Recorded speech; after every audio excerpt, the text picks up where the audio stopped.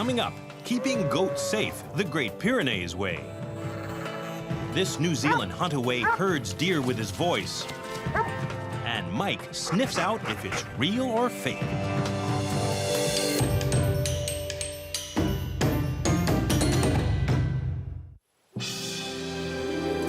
Northern California is cougar country. In the past 2 years, farmer Rex Morovic has lost 15 goats to cougar attacks.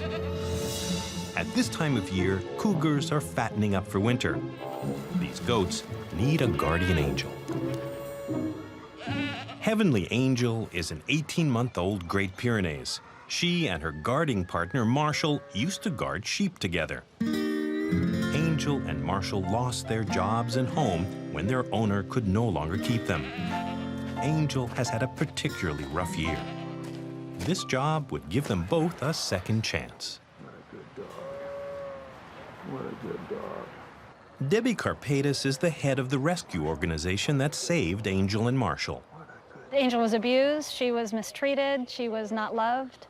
She was 66 pounds, emaciated, had just had a litter of mixed breed pups, shy, timid, not very trusting. Before coming to Rex's farm, a placement in a temporary home allowed her to thrive. She's gained probably 15 or 20 pounds. She's playful, rambunctious. She's really come a long way in a short period of time.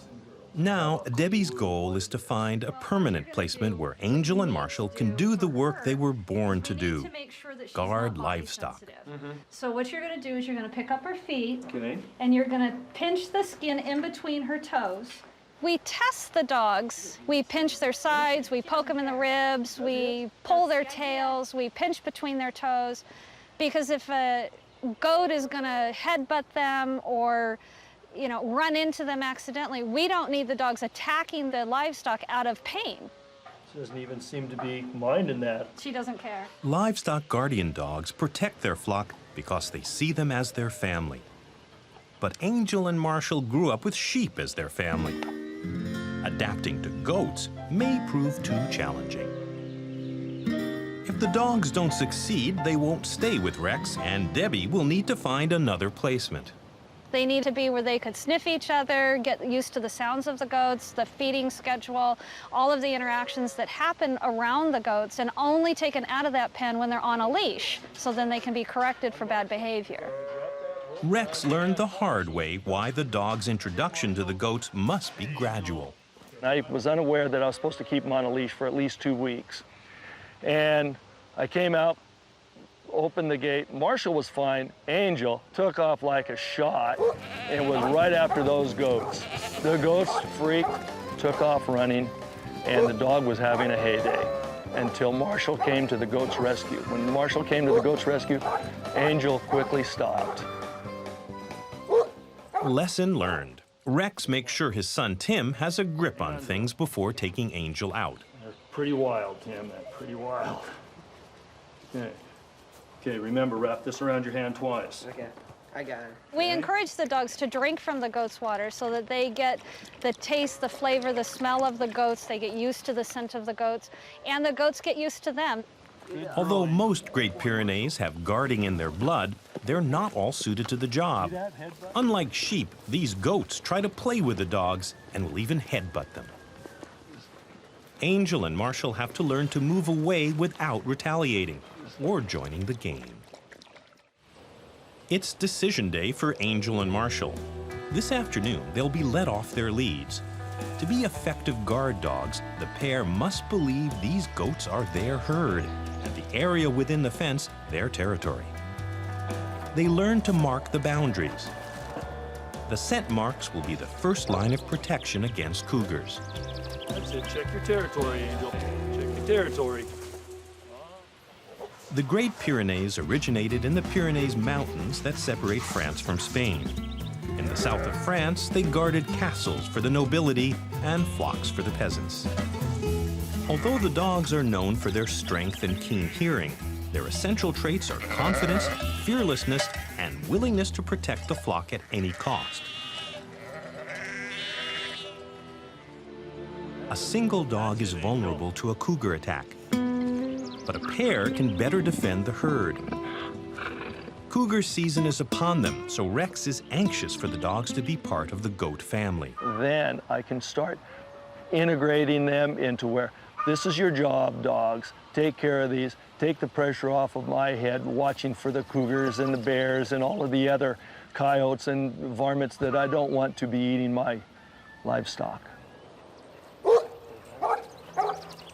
Great Pyrenees will bark through a fence to deter predators, but Angel barks at anything, including the neighbor's dog. She's the one that initiates the aggression. He's quick to discipline her, though. He will growl at her and tell her to back off, and she does. As they grow and mature, their roles could reverse. She could become very alpha, very in charge, and he may take the back seat. This is a good dog. This is a friend. This is a friend. Good girl. See if he goes in. Boy. Angel and Marshall will be let off leash with the goats for the first time since the chasing mishap.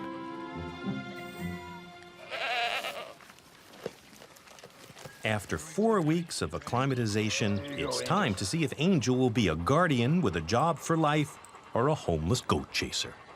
All right, you ready? There you go. Angel immediately gets butted, but she doesn't retaliate. They're not on a rope, and they are happy. For them to just be able to go run and play and just be free, what a joy. What a joy. And it's quite exciting for me. They're already walking the perimeter. This is what they're for. This is just awesome. To know where they came from, the abuse that they took, and now they're free. They're doing their job. Angel keeps a watchful eye. She's got it under control. Total success.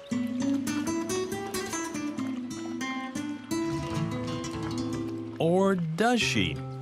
Angel can't resist playing. Marshall, the responsible one, steps in.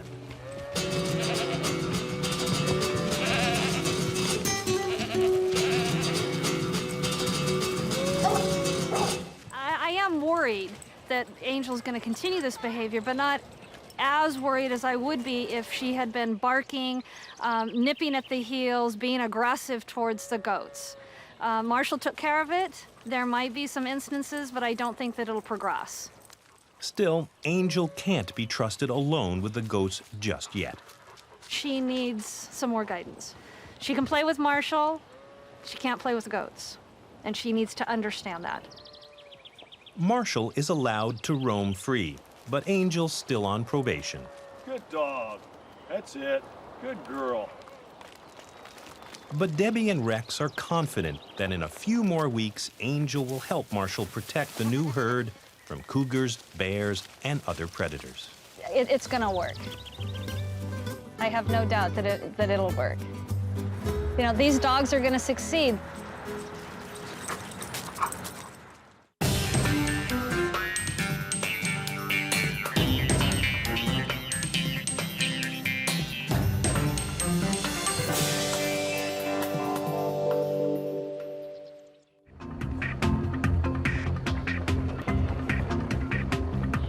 The North Island of New Zealand is known for its geysers, hot springs, and thermal lakes with steaming turquoise water. There's a different kind of steam on Andy Mitchell's farm. This steam is a 5-year-old New Zealand Huntaway. He's an athlete. He enjoys his work, so he's ready to go. Although Steam is a champion sheep herder, Andy recently bought the dog to teach him to herd deer. Andy's new 400-acre farm has over 1,000 head. Deer eat a lot and need to be moved to fresh pastures every few days. Andy couldn't run the farm without Steam's help. Steam does his job using his voice. He barks at them, so we put him in a position on a hill or in a field where he's pushing the deer away from himself using his voice. Steam arrived only 2 months ago, but quickly established his alpha position. There was a battle for supremacy, and that lasted 5 minutes. And he took over as the #1 dog from there. New Zealand is the world leader in deer farming. They're raised for their low-fat meat and for their velvet antlers, which are exported to Asia for use in traditional medicines and tonics. Every morning, Andy drives to work with his 2 main workmates, Steam and Smoke, a New Zealand heading dog. Smoke has trouble on hilly terrain and isn't as comfortable with deer. That's why Andy needs Steam to get up to speed fast. Huntaways are extremely vocal, but Steam is supposed to be quiet near people. Steam has an annoying, quirky little habit where he sits in the back of the motorbike trailer and half barks. Because he only does it when he's keen to work and we're travelling to do a job. But Steam's got the very annoying habit. Get in, Steam. Steam has to move this mob of stags to the velveting shed so their antlers can be removed. But these deer are nothing like Bambi. Deer will attack a dog and pound a dog with their front feet, and generally it breaks their back, and you have to put the dog down. Deer are unpredictable, and trouble is always just a hair's breadth away. Get in, Steam. Deer are very intelligent. They know what they want to do, they know what they don't want to do, and they're dangerous. After all, they've only been domesticated in the farming environment for 25 years. You need to give the deer more opportunity to learn what you want them to do, because if you try and force them to do something, they'll either panic or they'll attack the dog. It's mid-morning. Steam has no trouble herding the deer into the velveting shed. He's learned to keep a safe distance. Steam watches as this pup is trained just like he was. Andy doesn't let his dogs work with deer until they're 2. The pole he uses helps the dogs understand the difference between left and right. He also teaches them to bark loudly on command. A Huntaway should never bite, and he uses his voice. A collie uses their eye, a Huntaway uses their voice and barks to get the sheep to do what they want. Steam has these stags under control. Come behind, Steam. But later today, he'll have to move a group he's never met. If they don't respect him, it could be very dangerous.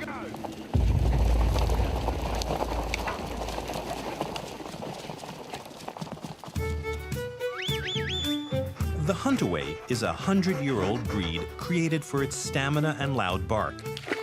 Considered a part of New Zealand's heritage, they're used throughout the islands to drive and manage the massive flocks of sheep. Out of the way. Because of their high work drive, Huntaways aren't usually kept as pets. When there are no livestock to herd, Andy does other chores. Steam's a worker, not a watcher. We can have a day fixing fences or cleaning sheds and those sorts of things. When you're doing other work, he just wants to be out there working away. He wants to be the centre of attention. He wants to be part of the team. He wants to be doing things, and he doesn't want you to be doing things without him. So he wants to have his presence felt all the time. So he can be a bit annoying. It's one of his little quirks. Get in. Steam has to move this group of deer to a new pasture. They've never seen Steam before. If they don't respect him, it could be life-threatening. When we introduce Steam to a new group of deer, you never know what's going to happen. If he gets within 20 yards and upsets things, and a hind comes out to attack him, then he won't be able to get away in time. Steam recently had a close call with some hinds, or female deer. Just last week in this very paddock, we had to move a large group of hinds. We had to move them down through a gate on the far side of the paddock over here, and Steam got too close. He went up within 10 yards because we'd been working younger deer, and he can get in a lot closer to younger deer, and I had to very quickly get him out of a very sticky situation. So it required me to run around the hill and get between him and the deer. And I only just made it in time. Andy and Steam are relieved. Steam got the new group of deer to a fresh paddock without being challenged. Stand there.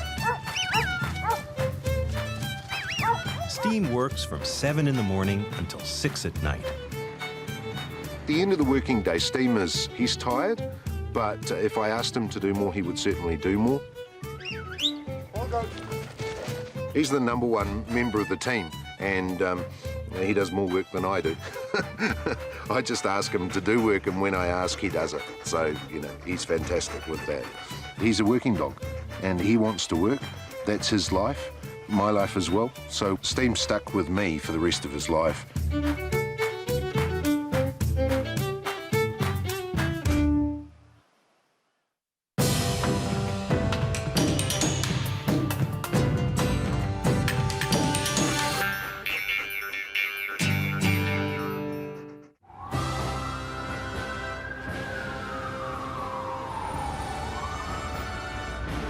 At the heart of the U.S. Capitol, this anonymous-looking building houses the headquarters of the United States Secret Service. The Secret Service has two all-important missions: protecting the president and protecting the currency. In their fight against counterfeit currency, the Secret Service deploys a special agent. He's an 8-year-old Dutch Shepherd named Mike. Mike and his handler, Jamie Solis, work under the supervision of Special Agent Robert Villanueva. We consider Mike sort of a special agent himself. He is part of our canine program, and he's part of the Secret Service family, and he's a vital asset to our investigative mission. The reason Mike is special is because he is the first canine in the world that is trained in the detection of counterfeit U.S. currency. Mike just got back from 6 months in Colombia, where much U.S. counterfeit originates. He uncovered over $5 million in phony bills that led to the arrest of over 20 smugglers. Mike's detective work makes headlines, and a sure sign of fame, showing up in an editorial cartoon. Mike was trained under a Secret Service pilot project 6 years ago. The project's future was uncertain, but today they're expanding the program abroad because of Mike's achievements. In the country of Colombia, for example, we have a canine team which is located at the airports and international ports of entry and exit, which are trained in the detection of counterfeit U.S. currency.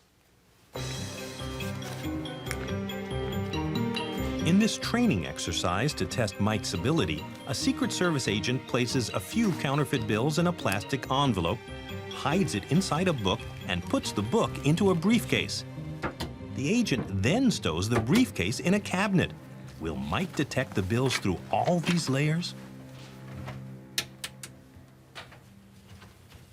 When our detective's handler, Jamie Solis, pulls out Mike's reward, a towel, it signals to Mike it's time to get to work. So he starts sniffing when I give him the command, and that command is to seek, simply to find it. Well, Mike will lead me while I'm working. If there's any area that he does miss, I will redirect him. Mike must search the entire floor. He's trained to search from the ground up. Jamie directs Mike where to sniff by using hand signals. What Mike does when he does detect counterfeit currency, he'll simply sit. Mike is trained to recognize the scent of counterfeit currency. When he finds a stash, he's rewarded with play. Well, Mike was trained to detect counterfeit currency by associating the odor of counterfeit currency with the towel. That is the reason why Mike has such intense work drive. It's because he wants to play. He wants to play with that towel, and it's all a tug-of-war game once he receives the towel. And so it's just a game. That's all right. Little known outside Holland, the Dutch Shepherd is an excellent working dog, very similar to the Belgian Malinois. As Mike's history-making achievements show, Dutch Shepherds can be taught to identify almost any unique scent. The exact odor Mike's detecting when he's sniffing out counterfeit cash is classified information. You know, I can't really tell you how he detects the counterfeit money. He works for the Secret Service.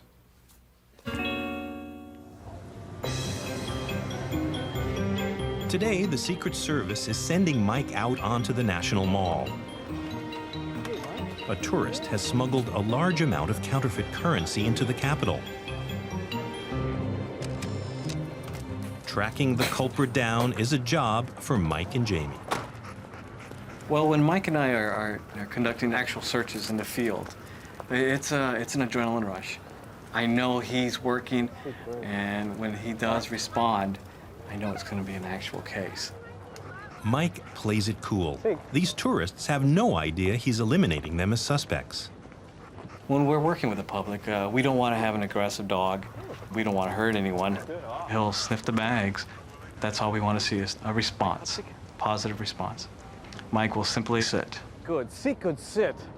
Mike alerts to this tourist by sitting, and Secret Service agents step in to check him out. Excuse me, sir. I'm Special Agent Nowak, and this is Lieutenant Warden with the Secret Service. Can we have a word with you for a moment? Sure. The tourist is a Secret Service agent, and the counterfeit money was planted by the Secret Service as a training exercise to make sure Mike was on the ball. And once again, Special Agent Mike rose to the challenge. After years of teamwork, Mike and Jamie's partnership is stronger than ever. Mike and I have been working together for 6 years, and there's no other person I spend more time with than with Mike. He and I have a bond like he is like my son. That's the kind of bond we have. And in the Secret Service, there's an adoption program in which after a service dog has retired, the handler has the option to take the dog home and have him as a pet. Right now, he's a government-owned dog, but when he retires with me, he's going to be a personally owned dog. Hi, Mike.